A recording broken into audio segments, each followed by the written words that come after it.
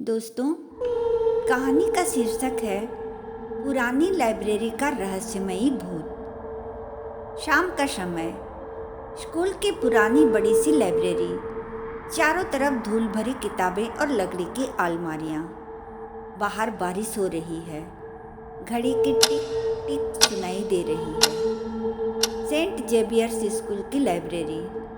दिन में यह ज्ञान का मंदिर होती है, लेकिन रात होते ही यहाँ एक अजीब सा सन्नाटा छा जाता है। बच्चों के बीच अफवाह थी कि इस 100 साल पुरानी लाइब्रेरी में रात को कोई भटकता है। आर्यन, रिया और कबीर एक मेज पर बैठे हैं। उनके सामने चार्ट पेपर और प्रोजेक्ट का सामान फैला है।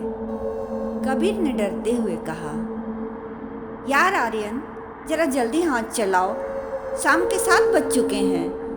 तुम्हें पता है ना सीनियर भैया क्या कहते थे, अंधेरा होने के बाद यहाँ वह आता है। रिया ने आंखें घुमाते हुए कहा, ओफो कबीर, तुम फिर शुरू हो गए। भूत कुछ नहीं होते, हमें बस यह साइंस प्रोजेक्ट कल सुबह तक पूरा करना है, वरना वर्मा सर हमें कच्चा चबा जाएंगे। आर्यन ने हंसते हुए कहा, सही कहा रिया। कबीर, तू बस ग्लू पास कर, हम तीनों साथ हैं, फिर डरने की क्या बात है। अचानक बिजली कड़कने की तेज आवाज आती है और लाइब्रेरी की लाइटें झपझपाती हैं। कबीर चौंक कर कहता है, यह क्या था? रिया कहती है, बिजली कड़की है कबीर, मौसम खराब है बाहर, शांत हो जाओ। तभी लाइब्रेरी के दूसरे कोने से एक भारी किताब गिरने की आवाज आती है। तीनों एकदम चुप हो जाते हैं। सन्नाटा इतना गहरा कि उनकी सांसें भी सुनाई दे।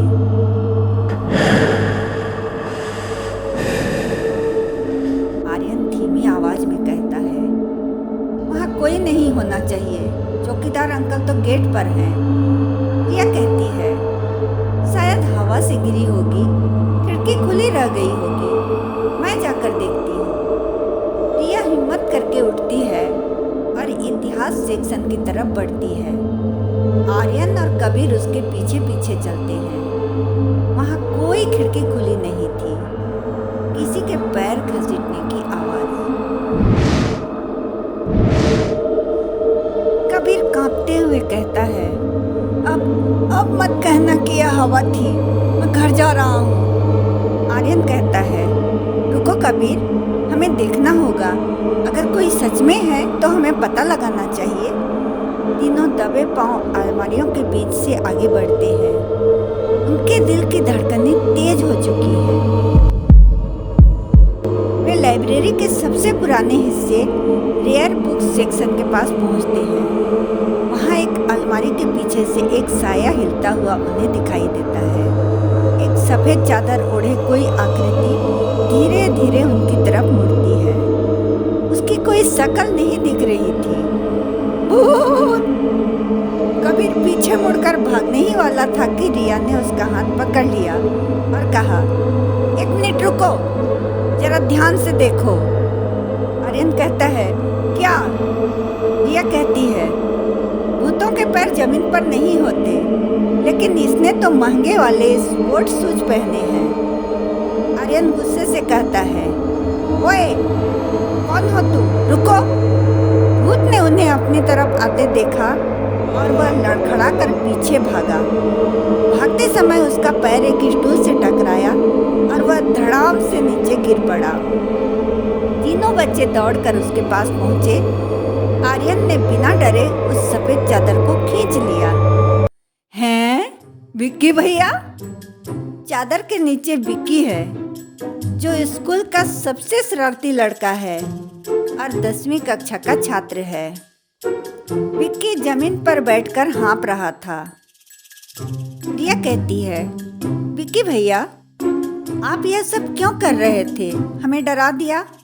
विक्की शर्मिंदा होकर कहता है, अरे यार सॉरी, मुझे लगा चौकीदार होगा। कबीर कहता है, पर क्यों? आप यहाँ कर क्या रहे थे? विक्की धीमी आवाज में कहता है, वो मेरा गेमिंग कंसोल कल यहाँ छूट गया था। अगर घर पर पता चलता कि मैंने उसे खो दिया है तो पापा बहुत डांटते। मैं बस उसे चुपके से ढूंढने आया था।